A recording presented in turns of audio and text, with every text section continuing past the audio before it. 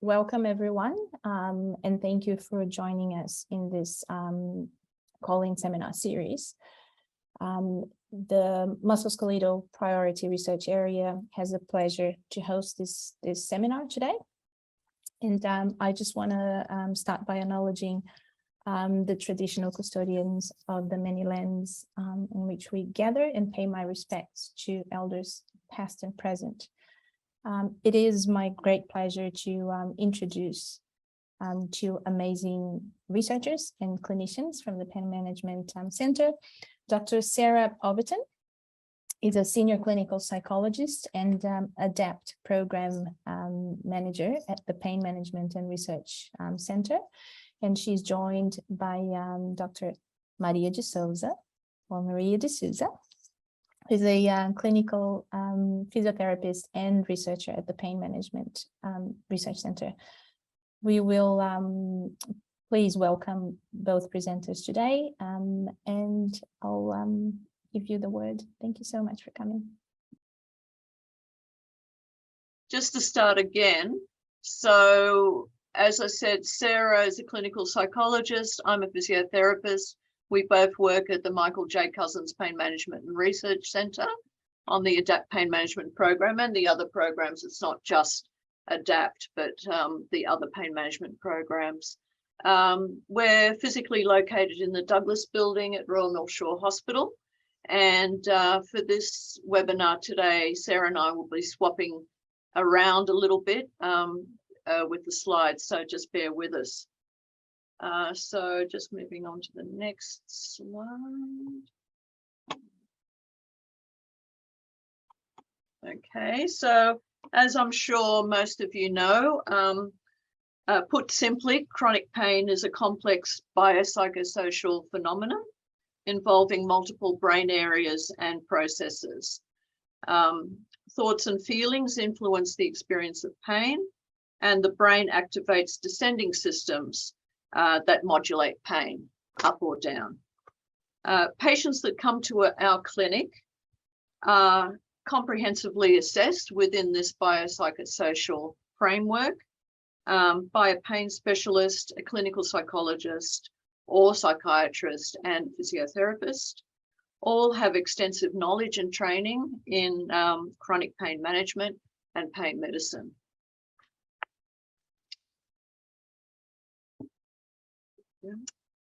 So this is what we call the biopsychosocial model. This is, I'm sure you're all familiar with this, but the reason we use this in our work particularly is to demonstrate not just amongst ourselves, but to patients as well. We actually draw it up with them and get them to recognize.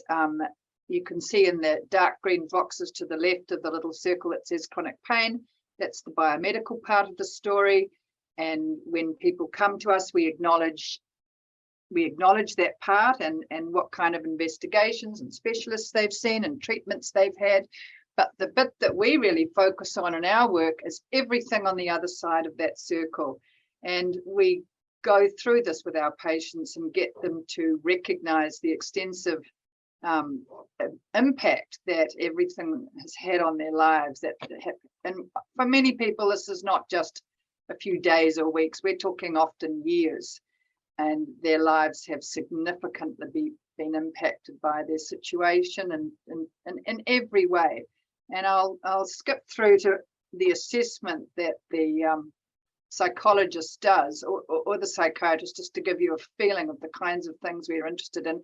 I bring this up particularly because I think people often feel that they're being referred to a psychologist because perhaps they're depressed, or perhaps they're just overly anxious, or perhaps even worse, that they might be malingering, they might be making some of this up or exaggerating it. And we spend a lot of time reassuring our patients that that's not the role of the psychologist at all. I mean, we do, of course, take those factors into account, but we're looking at a far broader picture here than simply mood or anxiety. So you'll see there's a whole list of things here. I'll just highlight a couple. One is like what they've come for to us. Many people, of course, they've come to a pain clinic, so they're expecting for their pain to be alleviated or preferably eliminated. And so they're thinking possibly there'll be more biomedical kind of interventions in terms of surgery or stronger medications.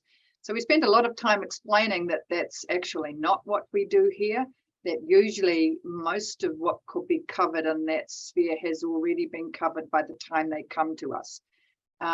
We look at the way that they respond to their pain. We work within a CBT framework. So we look at how they think about their pain and also what they do, what kinds of strategies they use in terms of, do they take any active control, or are they passively waiting for some drug or some specialist to fix things for them. We look at relationships, we look at sleep, we look at the impact on their mood. Of course, many of our patients also do suffer from PTSD as well, and that's having an impact. We look at their use of substances, both prescribed and a lot of self-medication takes place in this population. We spend quite a little bit of time looking at their sense of injustice. It's terribly difficult to learn to actively manage your pain and move on if you feel that you've been unjustly treated or the medical management hasn't been good. Yeah, so there's a lot there, but I'll flick over now to Maria and the physio assessment. Yes, hi. So equally, the physiotherapy assessment is much more than a musculoskeletal assessment. The thorough assessment assists in validating the patient's experience of pain. It also helps to identify and specifically address concerns that they might have about their pain, and also identify the psychosocial contributors to their disability. So the so-called yellow flags. The physical assessment as well provides an opportunity to observe pain behaviors, a patient's anxiety and fear of movement, and also to challenge their beliefs during movement and start the process of behavior change. And importantly, the information gained in the assessment, both in the history and the musculoskeletal assessment, the physical assessment, is used to direct the exercise program and is related to the patient's goals. By the way, of course, there's a pain specialist who also has done an assessment. We're just illustrating our sides because we tend to be the run-on people. Once any biomedical things have been ticked off or any procedures, it's the physio and the psychologist who sort of are going to take the patient on and try and help them. All our patients also complete what's called EPOC, which is an electronic persistent pain outcomes questionnaire. And this has been a great system. I think it's been around now probably for about 5 years at least, maybe longer. And it's been rolled out right across Australia, New Zealand, and also quite a lot of Southeast Asia. And it's been a great opportunity for us to collect data across many, many services and to have a look at how we're actually performing in relation to each other and in relation to ourselves. As well as looking at pain, you'll see there we also look at mood and beliefs, particularly what we call in this world pain catastrophizing, and PSEC, which is the extremely important yardstick we've found. If you just want to get a ballpark figure of how people are going, is to look at their degree of confidence to do things despite pain. So because of course our approach is not about eliminating pain, it's about how people can learn to cope without pain, can learn to cope despite pain and continue with their activities.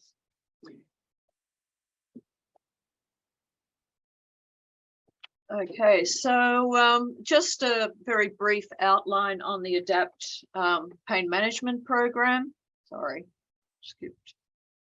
Okay, so it was established in 1994 and was based on a program at St Thomas's Hospital in London. It has treated, so ADAPT has treated over 4,000 patients since its inception until the beginning of COVID. And then with COVID, of course, we weren't able to run the program. So that's when we moved on to online programs for a while. It's a 3-week intensive interdisciplinary program, and it's pretty much mimics a full-time job. And the groups of patients are up to 10 people in a group. We see both funded and unfunded patients, and the treating team consists of a clinical psychologist, physiotherapist, a nurse, and there's also a pain specialist attached to the program who provides some education around the biomedical side of things, and also helps, sees them for in the first week and also in the 3rd week for a med reduction, because one of the aims of the program as well is to help people reduce and cease their reliance on pain medication, including opioids and the anti-neuropathic drugs. The focus of the program's on skills training using CBT methods, and patients are encouraged to use and integrate the skills from the program during outings on weekends, and of course to continue to use the skills after they complete the program. Medication, as I said, withdrawal and the replacement of medication with pain self-management strategies is one of the strong focuses of the program. So I'm just moving on to the next slide. So do these strategies work? Well, this was an article, a paper that was published from our clinic, looking at in 2012 in the European Journal of Pain, and it found that adherence to self-management strategies, and they were the 5 strategies that you can see there on your screen: goal setting, activity pacing, stretch exercise, desensitizing or relaxation, and thought management, was associated with reductions in pain, disability, and depressive symptoms. And reductions in catastrophizing and fear avoidance beliefs and increased pain self-efficacy were also associated with these gains. So the more consistently people used the strategies, the better off they were. Looking at the issue of opioid reduction while learning self-management strategies, another study from our clinic published in 2020, which involved a secondary analysis of unanalyzed data from a previous study, found that at the start of the program, there were no significant differences between patients who were using or not using opioids in terms of usual pain, pain interference, pain-related disability, depression, and pain cognitions. After the program, the use of opioids was significantly reduced, as you can see there in the blue column. So the number of people that weren't using opioids significantly increased by the end of the program. And this is based on 140 participants. But and these gains were maintained at the 12-month follow-up period. So you can see there that, well, there are a couple of interesting things, I think, in this graph. One is that there was already a change in their opioid use from initial assessment to the first day of the program. So many more of them had already reduced their use of opioids. And by the end of the program, a significant number had stopped altogether, and those gains were maintained at 12 months. Okay, sorry. So many people I know, just from when I first started to work here, people would say, well, you take them off all their drugs. And we're like, well, yeah, we do actually. So I just wanted to chat a little bit about that. We actually are flexible on this to some degree. We do encourage it, though, as a significant part of the ADAPT program. And it's kind of what really elevates the ADAPT program above many of the other programs that are offered, is that we do actually tackle this issue because it is significant in people's lives. And that this slide is simply pointing out that actually a lot of people don't really want to be on all these drugs. If you ask them, they just don't understand how they would cope without them. They're aware of the side effects and also the likelihood that they're going to develop tolerance and doses will escalate. Also, it means that they are kind of, whenever things go well, the attribution goes towards the drug rather than the active strategies that they're learning to cope and manage their pain. And even in the program, we still often have to point out to people, you know, the reason why you did well was not because you took 2 Panadol, it's because you actually paced and thought about the strategies that you were going to use to accomplish whatever it was that you did. So yeah, that's a very big part of our program. Keep going. Okay, so these are the components of our program. Now we're going over this because regardless of which program we use, I mean, ADAPT's been our flagship for many years, but actually, you know, as Maria said, we do run other programs. We have done in the past. We've run a seniors group and we've run shorter programs. And during COVID, of course, we had the online version. But all the basic components remain the same. Obviously, to some extent, they have to be abbreviated, but a lot of it's accomplished by the patients when they're not here. They continue with all of this stuff when they're at home. We're actually going to run through several of these strategies over the next few slides.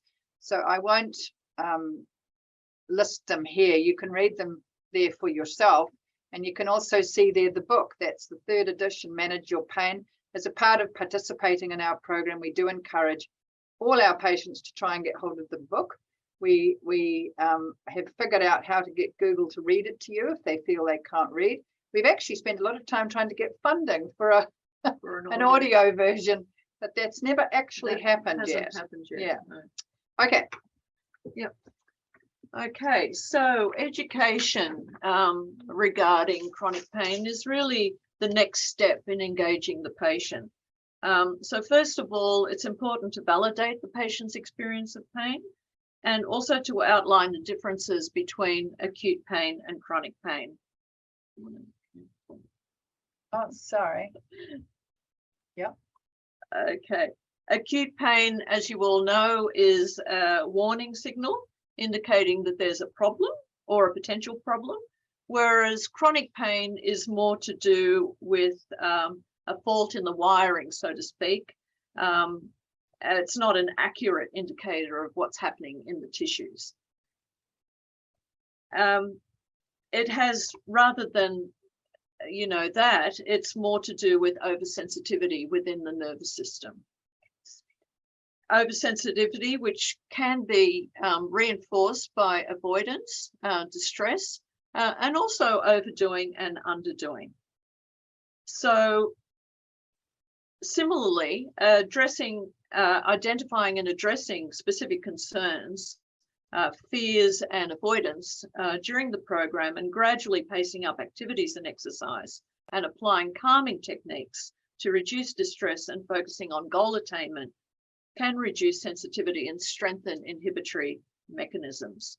So over the next slide, Sarah and I will outline some of the strategies that we use in all our programs, starting with goal setting. So I won't labor this one for too long, but put simply, goals provide motivation.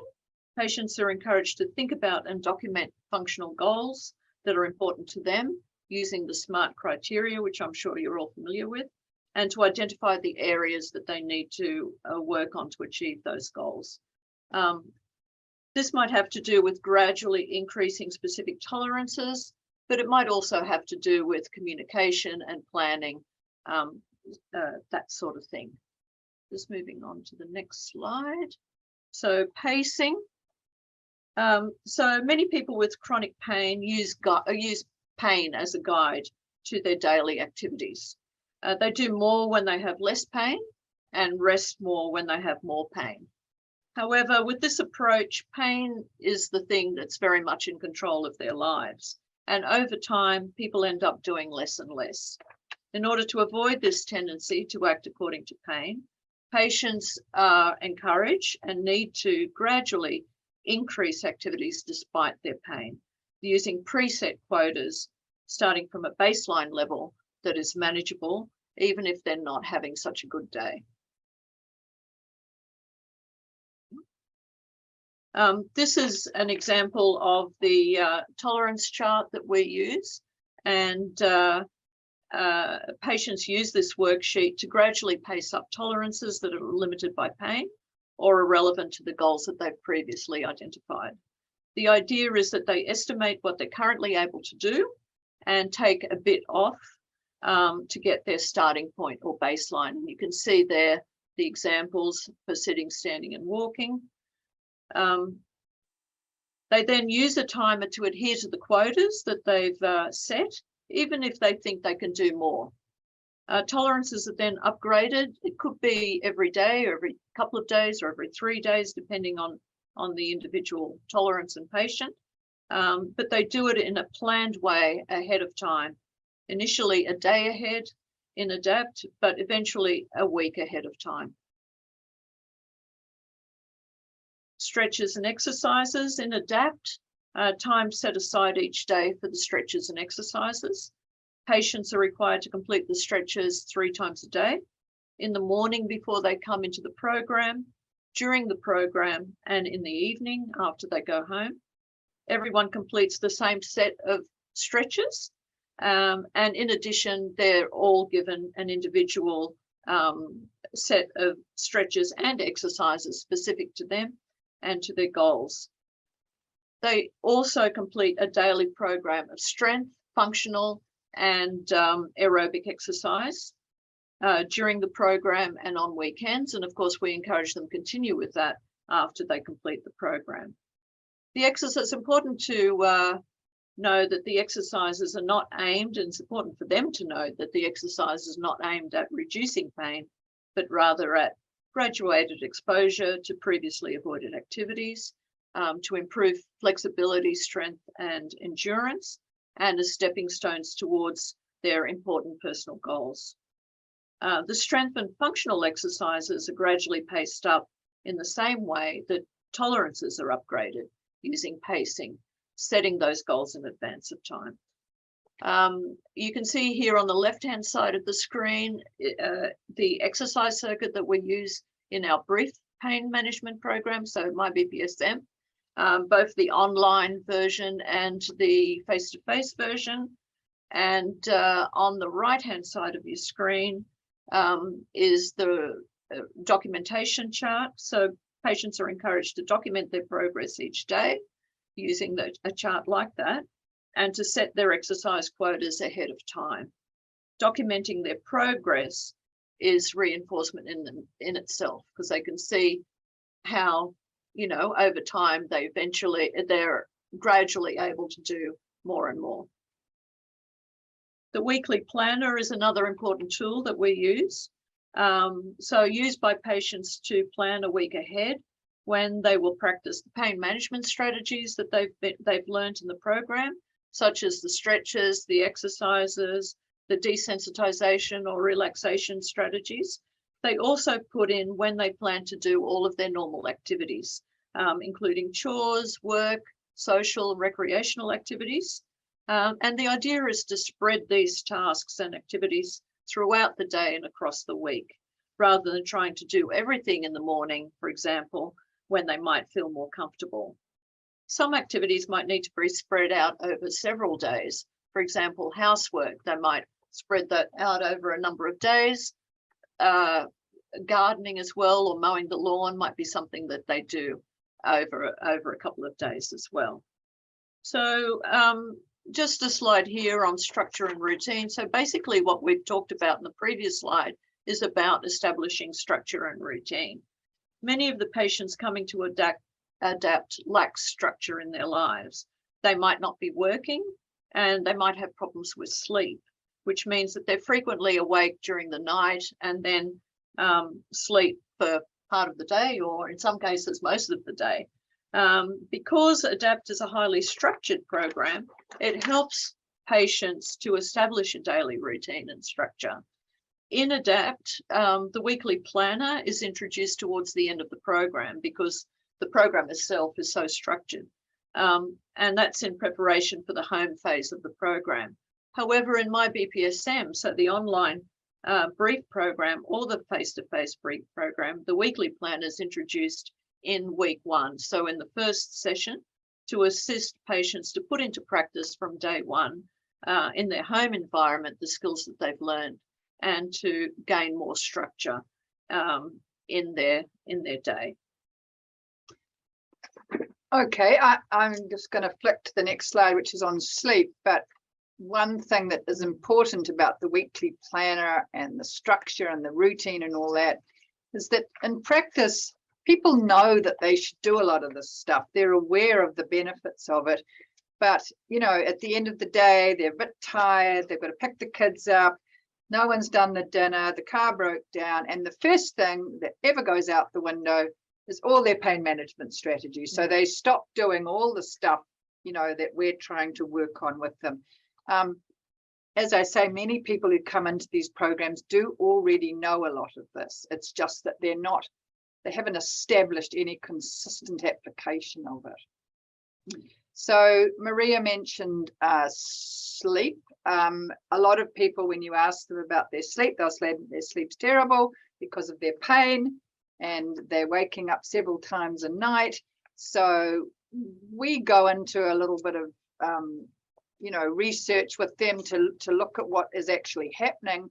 And of course, pain is an issue, but it also turns out very often that they're really not very active. They don't have a sleep pattern. They sleep in, they nap in the daytime, they doze. And so it's really not surprising that they don't sleep well at night.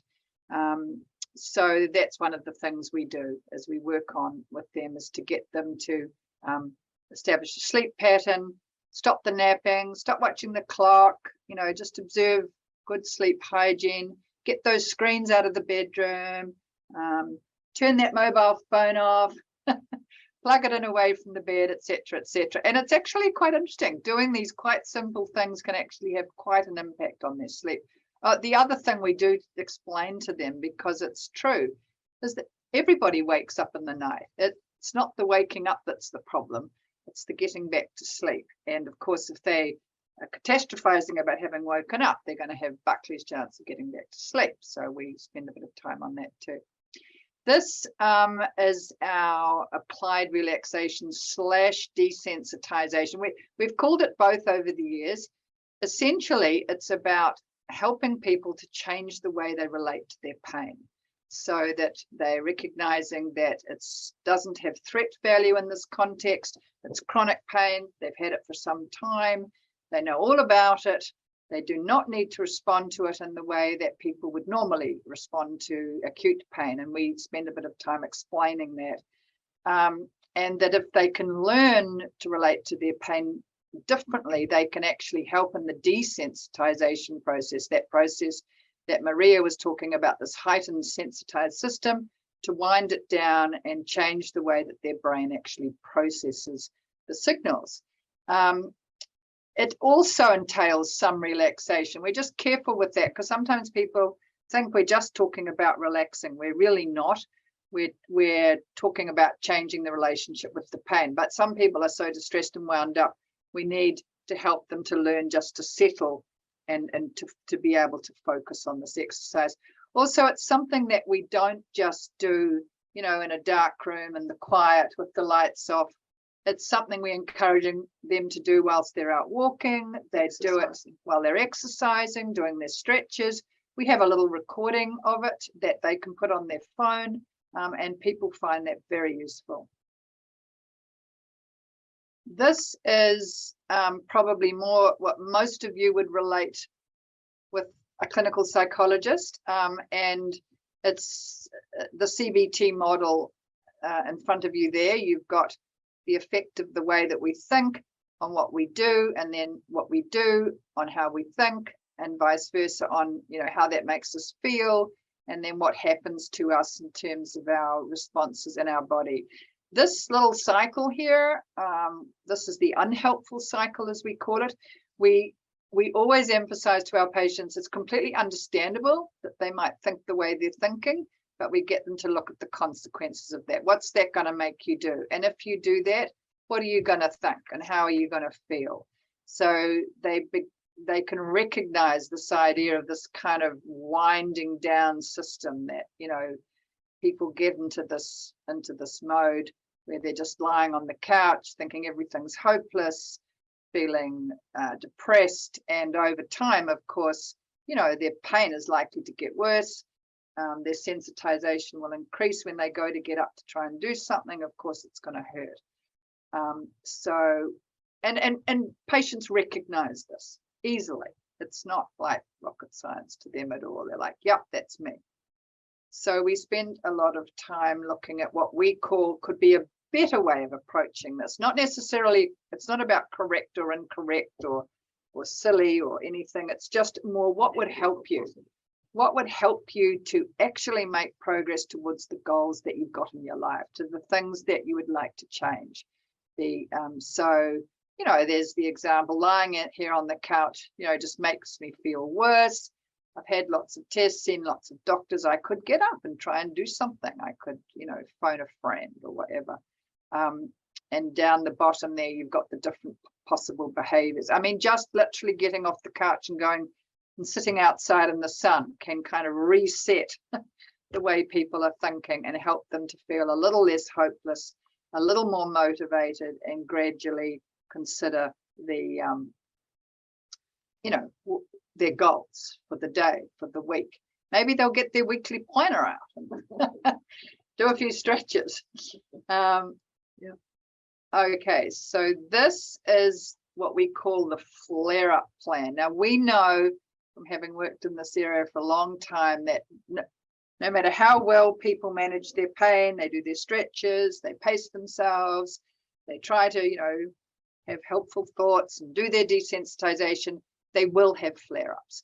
And that's how we set the scene for that. We don't say just in case you have a flare-up, we say when you have a flare-up, how are you going to manage it? What are you going to do about it? Let's talk about, you know, having a plan for that. And what we do actually promise patients, not promise, but we put it out as a strong possibility, is that if they do it, actually do all the stuff we're talking about, they will probably have flare-ups less often. They probably won't be quite as intense, and they may not last as long. So that's definitely something to look forward to. But they will still have flare-ups. So you can see there a lot of the stuff we've covered in the other parts of the program. We actually get them to write their own one. This is an example, but we get people to put into the plan what they know will be useful for them. That first little bit there, stop and assess, is quite important because, of course, a lot of people, when they have a flare-up, assume, oh my gosh, something has gone wrong. I need to go back to the doctor and get some tests. So they'll probably do that, and then they'll get some medication and, I don't know, maybe another scan, only to find that they'll be back where they started. So we get people to look at that. The usual culprits, in fact, are overdoing or stress. We also get them to think about what they don't want to do. And then we get them to look at what's going on in their head, you know, like, are they kind of thinking it's all a disaster and you see nothing works? Or could they just view this, you know what, it's a flare-up. I haven't done any more damage.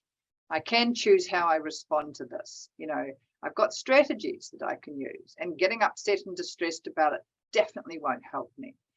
What could I actually do? I could do some stretches. I could do my desensitization. I could have a look at my day, what I've got planned, maybe think about, you know, how I could organize that so it works better. I could communicate to the relevant people in my life what's happening. And the last little bit's quite important. I could plan some enjoyable, undemanding activities, because it is, after all, just an episode in time that they just have to get through, literally. So this is the form that we use in the program, which is called putting strategies into practice. So it's a way of integrating all the skills that they've learned and applying it to a specific goal. In ADAPT, they do this every weekend, have a goal for the weekend and also for their outings. So there'll be an outing in week 2 and in week 3.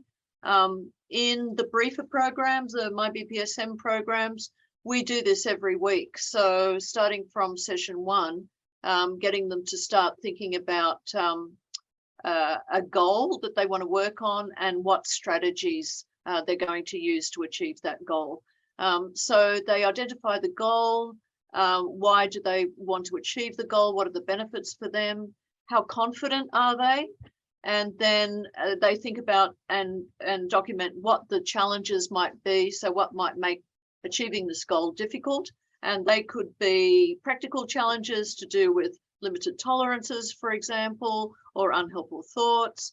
And then, you know, what is the outcome of having those thoughts and behaviors? And then what strategies they'll use to achieve their goal. So that's really starting to think about how they might plan, how they might use pacing, how they might be more mindful of tolerances and using perhaps a timer so that they're not overdoing. Problem solving, any sort of problems that arise, communicating what they're going to do, and then some helpful thoughts perhaps, and also how they might deal with increased pain or related stress if it does happen. So trying to normalize all of these things. It's not a catastrophe if that happens, but how will you deal with it if it does happen? And then after the event, reflecting on how it went. So what actually happened, what was good, what was bad, what did I learn? Have my thoughts changed? How has my behavior changed? And how confident would they be to try this again? So hopefully you'll see an improvement in confidence there. You want them to have a little bit of success with this, but you want it to be a little bit challenging. So picking something that's too easy, that's, you know, they're confident, 10 out of 10 to start with, is not really going to be helpful. So yeah, so this is the putting strategies or integrating the strategies. We could all do with a goal planner now and then. We could. They do things like, you know, clean out the spare room. Or they could do something that's more fun as well. They could do something that's take the children to the zoo. It could be meeting friends for a coffee. It could be as simple as that. And that could be something that they haven't done for a long time. So anyway, moving on to the next one. So talking about the My BPSM online now. So there were some photos in one of the earlier slides that I didn't refer to, but they were all taken in our Adapt room. So you can see the bikes are sort of very much in the background, and this is the system that we've got set up for the online program. And you can see there that we're doing some stretches. Sarah and I are doing some stretches with the participants. Psychologists do it too. That's it. So, and that's another point to make, that you know, our team very much work together. We're very integrated. So during the exercise sessions and the stretch sessions, the psychologist comes in and they will join in with the stretches. It's also an opportunity for them to talk to individual patients during the exercise session. So they might talk to someone while they're on the bike, for example. And the nurse will also come in and talk to them, perhaps about how they're going with their medication reduction, that sort of thing. And if problems are identified, arise, you know, they work on problem solving with the individual's patient. And this is something that we all do. It's not just the psychologist who does problem solving. It's done by everyone on the team, including the doctor and the nurse and the physio. But our online program, it consists of 5 weekly sessions. And in this version of the program, it was 2.5 hours per session. There was daily homework to do, which would involve things like doing the stretches, doing their exercises, and their relaxation or desensitization. Thought management. Thought management, yeah. Perhaps not from week 1, but no. But yeah, there would be homework given after each session. There's also clinician involvement between sessions, and that's an important difference between, I think, our program and many other online programs. And that would be done either via phone or video teleconferencing. And that's really to see how they're going in the program, problem solving any issues that might have come up, and you know, answering any questions that they might have or misunderstandings that they might have had from the session. At the end of the 5 weeks, then there's a 1-month follow-up, which again was online. And during the program itself, because they are all remote in their own homes, we did give them a little break in the middle of the program, and that in the middle of each session, and that was an opportunity for them to chat with each other online, and to have some informal interaction.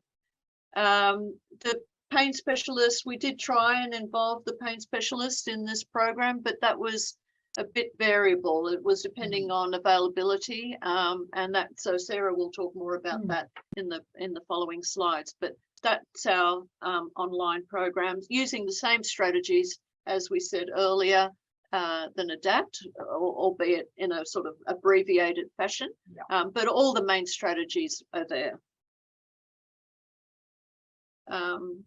Just the next slide. So the next slide is just, this is just the front cover of the interactive workbook that we developed. So this is a digital workbook that we developed for the online program at the beginning of ADAPT when we couldn't run our face-to-face program. So patients could write directly in this book, in this workbook online, and share it with us, or email it back to us so that we could check homework. So that was quite a good resource. And later versions of this workbook, we also included hyperlinks to videos that they could watch on each of the different strategies.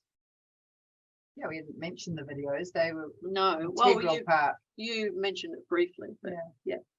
Okay, over to you. As I was telling the others earlier, what happened here is that, you know, we ran this program sort of during COVID. We ended up running, you'll see there, 11. We've actually run more than that now. And we were curious, naturally, to see how the results stacked up against our ADAPT programs. As you'll see when you look down this list, there was a 14% dropout rate from our MyBPSM online version, and there's around about a 10% dropout rate from ADAPT, which is pretty average to what we've been used to over the years. I should say that the MyBPSM, we got our data from 9 weeks down the track, so 5 weeks of program, 4 weeks break, and then we had the follow-up. So the dropout rate may not actually be that different really from ADAPT, because our data from the ADAPT comes from the pre and post of the 3 weeks. The mean age of our participants was 45.7. So you can see there the range in age was from 19 through to 75. There tends to be more female, but both of those statistics there apply across the groups. We had far more workers' comp work cover people in our ADAPT program than in MyBPSM, which may have had an impact on the outcomes. However, regardless of the group, at the end, most outcomes exhibited significant pre-post changes, which we would have expected. And the standard mean deviations were moderate to large, and there were no significant differences in outcomes. So that was really interesting to us. It was frankly not exactly what we expected. We thought that our ADAPT would show as being, you know, having a better outcome, but in fact, that's actually what the data showed. And here you can see a graph. This is the EPOC data, along with the DME refers to the daily morphine equivalent. So the MyBPSM sitting alongside ADAPT, and you'll see that the changes pre to post are extremely similar. So if you look there at the PSEC, that's their pain self-efficacy, that's their confidence to do stuff despite pain, and we use that as a little bit of a yardstick when we're just trying to get a handle on people.